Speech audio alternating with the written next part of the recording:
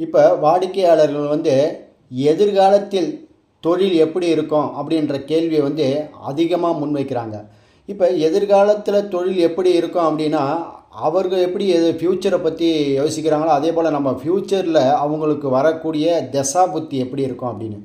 தசா புத்தி அதாவது திசையை பார்த்தாலே போதும். திசை வலுவாக இருக்கும் பட்சத்தில் புத்திகள் வந்து நடுவில் கொஞ்ச காலங்கள் வந்து இடையூறுகள் பண்ணாலும் அந்த தசாநாதன் லக்கணத்துக்கு 1, 5, 9 தொடர்பு 1, 4, 7, 10 தொடர்பு பெற்று ஆட்சி உச்சம் நட்பு கேந்திர திரிகோணங்களில் இருந்து விட்டால் அந்த திசை முழுவதும் அவருக்கு அந்த ஜாதகருக்கு உன்னதமான பலனை கொடுத்துரும்.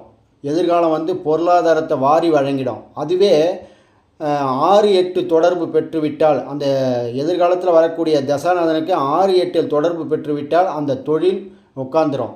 அதில் எந்த சந்தேகமும் கிடையாது. அதான் எதிர்காலத்தில் தொழில் எப்படி இருக்குன்ற கேள்விக்கு நெத்தியில் அடித்தார் மாதிரி சுகர் நாடியில் ஒரே பதில்.